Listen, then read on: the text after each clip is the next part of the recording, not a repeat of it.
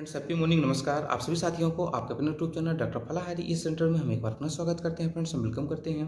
Friends आज का जो टॉपिक है काफ़ी इंपॉर्टेंट है। आज हम बात करेंगे लंग्स कैंसर के ऊपर, यानी कि फेफड़ों में होने वाले कैंसर के ऊपर हम बात करेंगे। फ्रेंड्स इससे पहले कैंसर के ऊपर ऑलरेडी हमारी सीरीज चल रही है, जिसमें हमने कॉमन वीडियो बनाए हैं कि कैंसर क्या है, उसके कारण क्या है, लक्षण क्या है, बेस्ट एज ट्रीटमेंट क्या हो सकती है, कौन सा आपको योग या एक्सरसाइज करनी है और कौन सा डाइट प्लान आपको फॉलो करना है। उस वीडियो में हमने शेयर किया है। उस वीडियो का लिंक इस वीडियो के अंत में डिस्क्रिप्शन बॉक्स में हम आपको दे देंगे। उस वीडियो को जरूर देख लीजिएगा, काफ़ी इन्फॉर्मेटिव आपके लिए वीडियो हो सकता है। तो फ्रेंड्स आज हम बात करेंगे लंग्स कैंसर के ऊपर। तो सबसे पहले हम जानेंगे कि लंग्स क्या है, इसका कार्य क्या है हमारे शरीर में। इसके साथ फ्रेंड्स इसमें होने वाले कैंसर क्या होता है, उसके लक्षण क्या देखने को मिलेंगे, कारण क्या देखने को मिलेगा फ्रेंड्स, और उसके साथ साथ बेस्ट एज ट्रीटमेंट क्या हो सकती है, जो निश्चित तौर पे वो हम कॉमन रेमेडीज आपके साथ शेयर करेंगे, जो सामान्यतः हम लोगों को देते हैं। लेकिन हमेशा ध्यान रखिएगा, हर पेशेंट के अलग अलग रेमेडीज हो सकती हैं, अलग अलग केस के कंडीशंस हो सकते हैं, अलग अलग उनकी हेरिडिटी कंडीशंस हो सकती हैं। उसके हिसाब से हम लोग रेमेडीज को सेलेक्ट करते हैं। ये चीज़ हमेशा ध्यान रखिएगा फ्रेंड्स कि जो हम रेमेडी बता रहे हैं वो सिर्फ इन्फॉर्मेशन पर्पज़ के हिसाब से आपके लिए काफ़ी हेल्पफुल होंगी। लेकिन ऐसा नहीं कि किसी को लंग्स कैंसर है तो आप वही रेमेडी सेम दे दें। अलग अलग कंडीशन पे अलग अलग पेशेंट को अलग अलग रेमेडीज दी जाती हैं। तो आइए फ्रेंड्स हम इसके ऊपर बात करते हैं। उसके पहले आप चैनल में नए हैं तो चैनल को सब्सक्राइब जरूर कर लीजिए, बेल आइकन को ऑन कर लीजिए। वीडियो अच्छा लगे तो लोगों तक जरूर पहुँचाइएगा। फ्रेंड्स हाँ, यहाँ एक बात आपको बताना चाहते हैं कि एक कॉमन वीडियो बनाने के बाद फिर हमने टाइप ऑफ कैंसर के ऊपर भी वीडियो हमने बनाए हैं, जैसे ब्रेन ट्यूमर के ऊपर, टूथ कैंसर के ऊपर, ओरल कैंसर के ऊपर, टंग्स कैंसर के ऊपर, लिप कैंसर के ऊपर, ब्रेस्ट कैंसर के ऊपर, ब्लड कैंसर के ऊपर, स्टमक में होने वाले कैंसर के ऊपर। इस तरीके से करीब 14 से 15 वीडियोज हमने बना दिए हैं। उनके भी लिंक हम आपको दे देंगे, उनको आप जरूर देख लीजिएगा। वीडियो अच्छा लगे तो इसको लोगों तक जरूर पहुंचाइएगा, जिससे निश्चित तौर पे ये वीडियो लोगों तक पहुंचे और उसमें अवेयरनेस आए। और किसी को अगर किसी प्रकार की समस्या है तो आप अपने डॉक्टर्स को दिखाएं, उनके माध्यम से आप ठीक होने का प्रयास करें। पर अगर किसी कारण से आप ईएच थेरेपी के माध्यम से ट्रीटमेंट लेना चाहते हैं और इस चिकित्सा पद्धति में बिलीव है और निश्चित तौर पर अगर आप कहीं ना कहीं ट्रीटमेंट करा चुके हो, नहीं ठीक हो पा रहे हैं, तो इस चिकित्सा पद्धति के माध्यम से आप ठीक हो सकते हैं, ऐसा हम उम्मीद करते हैं। ऐसा ये जो थेरेपी है इसके ऊपर हमें बिलीव है। और निश्चित तौर पे आप हमारे पुराने वीडियोज में देख सकते हैं कि किस कंडीशन के पेशेंट ठीक हो रहे हैं, शायद जिनकी उम्मीद नहीं थी। तो फ्रेंड्स आइए हम बात करते हैं। फ्रेंड्स सबसे पहले हम जान लेते हैं कि लंग्स क्या है। फ्रेंड्स जैसा कि आपको पता है कि श्वसन तंत्र यानी कि लंग्स जो है वो हमारे एक श्वसन तंत्र का एक महत्वपूर्ण अंग है। यानी कि जो प्राणी श्वसन लेते हैं यानी कि सांस लेते हैं, उनके लिए काफ़ी महत्वपूर्ण अभिन्न अंग है, जिसके बिना शायद जीवन संभव नहीं है। फ्रेंड्स अब इसमें जैसे हम सांस लेते हैं तो आपको पता है फ्रेंड्स कि इसमें से क्या क्या इन्वॉल्व होता है। नोज, उसके बाद अपना लाइरेक्स होता है, फिर विंड पाइप होता है फ्रेंड्स जिसको श्वास नली बोलते हैं, ट्रकिया होती है, और इसके साथ साथ लंग्स इन्वॉल्व होते हैं। और इसमें सभी में म्यूकस मेम्ब्रान होता है, म्यूकस का सेक्रेशन होता है, इससे जो फॉरेन पार्टिकल्स जाते हैं उनको ये वहाँ पे नष्ट कर देते हैं और निश्चित तौर पे शुद्ध और सही हवा यानी कि एयर हमारे आपके लंग्स तक पहुँच पाती है। फ्रेंड्स अब इसके बारे में बात करेंगे फ्रेंड्स कि जो लंग्स होता है यानी कि हमारे ब्रीदिंग सिस्टम का एक बहुत महत्वपूर्ण यानी कि श्वसन तंत्र का महत्वपूर्ण अंग है। फ्रेंड्स अब इसमें होता क्या है कि ये इसको अपन ऐसा समझ सकते हैं फ्रेंड्स कि इसका जो मेन कार्य है कि जैसे हम सांस को लेते हैं तो ये जो लंग्स होता है ये इसका क्या होता है, डायलेशन होता है, उसके बाद कंट्रैक्शन हो जाता है यानी कि संकुचन और फैलाव। इसमें से आपने देखा होगा कि जैसे अपन सांस लेते हैं तो फूलता है, उसके बाद यानी कि डायफ्राम जो है वो ऊपर और नीचे जाता है, और इसमें से क्या होता है जैसे अपन हवा लेते हैं तो उसमें से फुलाव आता है और जैसे हवा छोड़ते हैं तो उसमें सिकुड़न आ जाती है। ये प्रक्रिया चलती रहती है फ्रेंड्स। और इसको आप देखेंगे तो ये स्पंज आकार के यानी कि बिल्कुल स्पंज जैसा यानी कि जैसे दबने वाला आपको देखने को मिलेगा, जो कि एक पेयर यानी कि दो लंग्स होते हैं फ्रेंड्स, जिसको अपन एक पेयर कहते हैं यानी कि एक जोड़ा अपन कह सकते हैं, जो कि अपन कहाँ पे होता है फ्रेंड्स यानी कि चेस्ट के नीचे, जिसको अपन थोरेसिक कैविटी कहते हैं, उसके ये नीचे स्थित होता है। फ्रेंड्स अब एक चीज़ यहाँ पे हम आपको बताना चाहते हैं कि जो लेफ्ट साइड का लंग्स होता है वो राइट साइड के अपेक्षा वो थोड़ा सा छोटा होता है। जिस प्रकार से आपको पता है कि जो अपनी राइट साइड की जो किडनी होती है वो लेफ्ट साइड की अपेक्षा थोड़ा सा छोटी होती है, इसी प्रकार से अपना जो लंग्स होता है वो लेफ्ट साइड का थोड़ा सा छोटा होता है। अब हम बात करेंगे फ्रेंड्स कि इसका जो मेन कार्य है, ये कार्य क्या करता है फ्रेंड्स।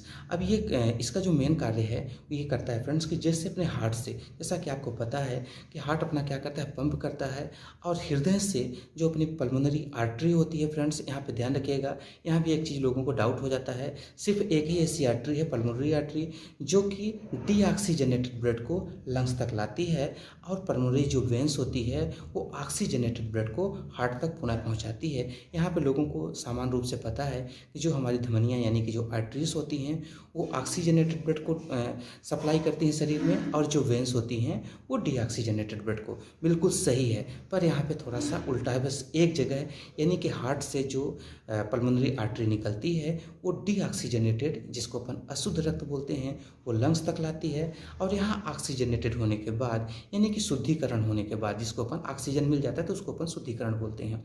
तो ऑक्सीजन और अन्य गैसेस, क्योंकि सिर्फ ऑक्सीजन भर नहीं मिलता फ्रेंड्स, हमेशा ध्यान रखिएगा। अक्सर आपने सुना होगा कि हम ऑक्सीजन ले रहे हैं, कि ऑक्सीजन लगा दिए हैं। जब हम सांस लेते हैं तो सिर्फ ऑक्सीजन गैस पर हमारे लंग्स में नहीं जाती, ऑक्सीजन है, नाइट्रोजन है, और भी अन्य जो गैसेस हैं वो हमारे लंग्स तक पहुँचती हैं, और वो हमारे ब्लड में मिलकर हमारे संपूर्ण शरीर तक सप्लाई होती हैं।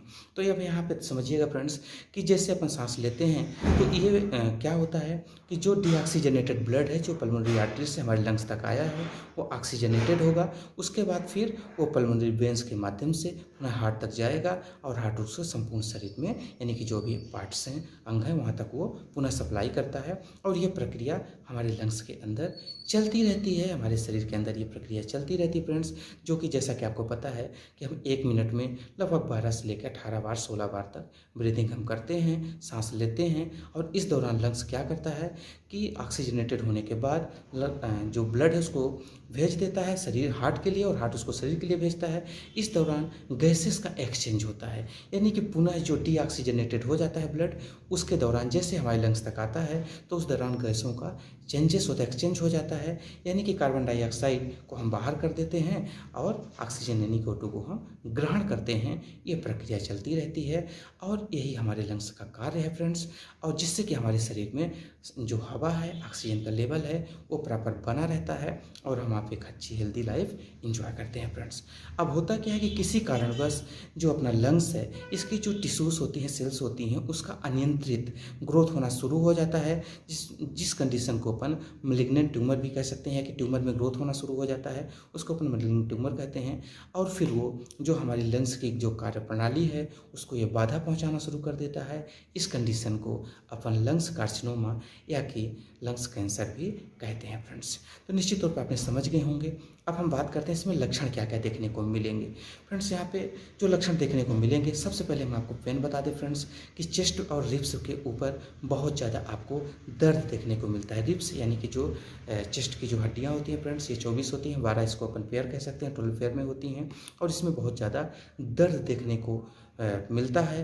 पेशेंट को सफोकेशन होना शुरू हो जाता है, वो बिल्कुल गर्मी और ठंड बर्दाश्त नहीं कर पाता, उसको बहुत ज़्यादा इरिटेबिलिटी होना शुरू हो जाती है, स्पास्मोटिक पेन देखने को मिलना शुरू हो जाता है फ्रेंड्स।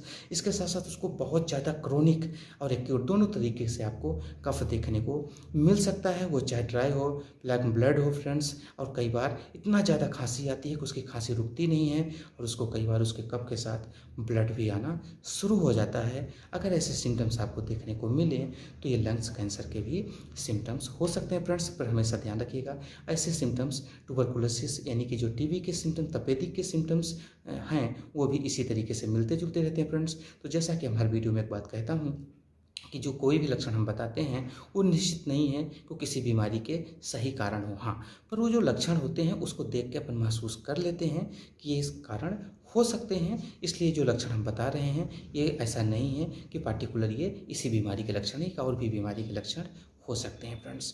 तो इसके साथ अब आपको बताना चाहते हैं फ्रेंड्स कि आरटीआई इन्फेक्शन लगातार उनको अपर या कि लोअर आरटीआई यानी कि रिस्पिरेटरी ट्रैक्ट इन्फेक्शन आपको देखने को मिलेगा। सांस लेने में तकलीफ देखने को मिलती है, सफोकेशन देखने को मिलता है, पेशेंट बिल्कुल बेचैन हो जाता है, हॉर्सनेस यानी कि उसका जो सर है, वो शरीर है, बहुत ज़्यादा भारीपन देखने को मिलेगा, उसका लगातार वेट लॉस होना शुरू हो जाता है, लॉस ऑफ एपेटाइट यानी कि भूख लगना कम हो जाती है। इस तरीके से जो लिम्फ नोड्स हैं उसमें से इन्फ्लेमेशन या सोलन आना शुरू हो जाता है अगर ऐसा कंडीशन है तो आप समझ लें कि लंग्स कैंसर हो सकता है फ्रेंड्स।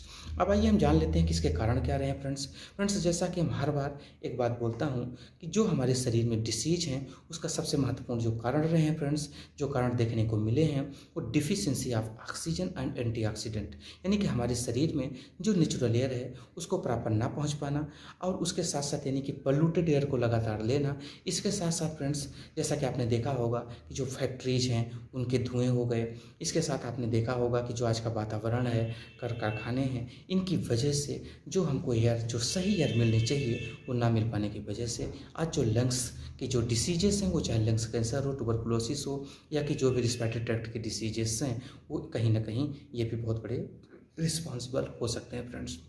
इसके साथ लंबे समय से किसी प्रकार की बीमारी रही हो, ट्यूबरकुलोसिस रहा हो, या कि लंबे समय से किसी न किसी प्रकार के ड्रग्स ले रहे हों अन्य बीमारियों की वजह से, जिनकी वजह से भी कई बार ये हो जाता है फ्रेंड्स। इसके साथ हम आपको बताना चाहते हैं फ्रेंड्स कि कोई इंजरी रही हो उसके बाद भी लक्षण देखने को मिलते हैं, और निश्चित तौर पे ये जो बीमारी है काफ़ी क्रिटिकल हो जाती है फ्रेंड्स। मैं आपको बताना चाहता हूँ कि लंग्स के अपेक्षा, यानी कि अन्य बीमारियों की अपेक्षा जो लंग्स डिसीजेस होती हैं, कि लंग्स कैंसर है, इसके थोड़ा सर्वाइव होने के चांसेस कम हो जाते हैं, ऐसा देखने को मिला है। हमने भी अपने प्रैक्टिस में ये चीज़ देखा है फ्रेंड्स। तो थोड़ा सा ये क्रिटिकल डिसीज होती है, इसको शुरुआती दौर में अगर सही ट्रीटमेंट नहीं लिया गया तो काफ़ी क्रिटिकल हो जाती है। इसलिए इसको शुरुआती दौर से ही सही ट्रीटमेंट लें, जहाँ आपको बिलीव हो वहाँ पे आप दिखाएं, अपने डॉक्टर साहब से सलाह लें और उनके माध्यम से इसका आप ट्रीटमेंट ले सकते हैं। अब हम फ्रेंड्स यहाँ पे बात करेंगे आपको कि आपको कौन सा डाइट प्लान और कौन सा एक्सरसाइज फॉलो करना है, उसके लिंक डिस्क्रिप्शन बॉक्स में हम आपको दे देंगे, उसको जरूर फॉलो कीजिएगा फ्रेंड्स, क्योंकि डाइट प्लान और वो जो एक्सरसाइज या योग क्रिया है वो काफ़ी इंपॉर्टेंट है। अब इसके साथ हम बताएंगे फ्रेंड्स कि इसमें जो EH रेमेडी है जो काफ़ी इफेक्टिव है, जो हम लंग्स संबंधित जो डिसीजेस हैं, चाहे वो अल्सर, कैंसर, ट्यूबरकुलोसिस कुछ भी हो उसमें अपन देते हैं, या कि श्वसन तंत्र की जो भी समस्याएं हैं, कफ हो, क्रोनिक कफ हो, ब्रोंकाइटिस हो, ऐसे कई प्रकार के केसेस में, एलर्जिक राइनाइटिस, साइनोसाइटिस, उन सभी केसेस में अपन जो रेमेडीज देते हैं कॉमन से तौर पे, उस रेमेडीज को हम आपके साथ शेयर करें फ्रेंड्स। पर हमेशा ध्यान रखिएगा ये रेमेडी सिर्फ और सिर्फ इंफॉर्मेशन पर्पज से हैं। हर रोगी के अलग अलग केस होते हैं, अलग अलग कंडीशंस होती हैं, उसके हिसाब से हम लोग रेमेडीज को सेलेक्ट करते हैं और पेशेंट को देते हैं। तो फ्रेंड्स यहाँ पे सबसे पहले 3 कम्बिनेशन हम सेट करेंगे। सबसे पहला आपको D3 डाइल्यूशन लेना है EH की, S1 यानी कि इसको फ्लोसस, और L2 यानी कि लिम्फेटिको, और इसके साथ साथ एंजिगाइटो यानी कि A1 को लेना है आपको। S1, L2 और A1 इन तीनों को एक D3 डाइल्यूशन लीजिए। 100 ml का बॉटल ले सकते हैं, ये हमारे पास बॉटल है फ्रेंड्स। 100 ml का बॉटल लीजिए। इस बॉटल में आप इनका करीब 5-5 बूंद तीनों को एक साथ डालिए। इसमें से बिस्लरी वाटर या कि आपके पास आशुद्ध जल, जिसको अपन डिस्टिल वाटर बोलते हैं फ्रेंड्स, अगर वो है तो इनको लीजिए और इसमें से डालिए, इसको लॉक कीजिए और 50 स्ट्रोक दीजिए। 50 स्ट्रोक इस तरीके से दीजिए, और उसके बाद जब पेशेंट पानी पिएगा उसका पानी को बॉयल कर दीजिए। जब नॉर्मल टेम्परेचर हो जाए, ना ठंडा रहे ना गर्म, उसमें करीब 15 से 20 मिनट इसको डालिए। फिर उस बॉटल को भी लॉक कीजिए और उसको भी 50 स्ट्रोक दीजिए। पेशेंट जब पानी पिए तो यही पानी पिए, कभी भी खाना खाते समय आगे पीछे जब भी पानी पिए इसी पानी को पिए। फिर फ्रेंड्स अगला जो कॉम्बिनेशन बनेगा दूसरा, वो C17 P2 यानी कि कैंसरसो ग्रुप का है। ये C17 कॉमन कैंसर रेमेडी के रूप में जानी जाती है।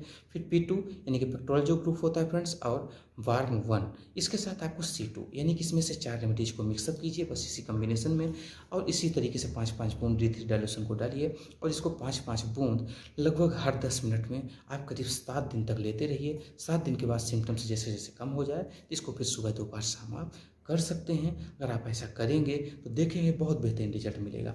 अभी हमारे पास एक ऐसे केसेस आए थे जो चाचा जी को, उनको बहुत ज़्यादा तकलीफ थी, वो बैठ नहीं सकते थे, उनको हर मिनट पानी डालना पड़ता था। उनको सुबह इतना ज़्यादा कफ हो जाता था कि अब क्या बताएं, मतलब उनको सर में पानी डालना पड़ता था, हर मिनट उनको पानी देना पड़ता था। लेकिन आज करीब 12 से 15 दिन हो गए हैं दवाई दिए और उनको काफ़ी आराम है। उनके सिम्टम्स लगभग 70% ख़त्म हो गए हैं जो उनको देखने को मिल रहे थे। आदमी रिटायर हैं, करीब 82 साल उम्र है, और वो सीधी जिले से हैं फ्रेंड्स। सीधी यानी कि ये मध्य प्रदेश, हमारे रीवा जिले से करीब 80 किलोमीटर दूर। तो इस तरीके से कई पेशेंट को हमने दिया और बहुत बेहतरीन इस कॉम्बिनेशन का रिजल्ट हमने देखने को मिला फ्रेंड्स।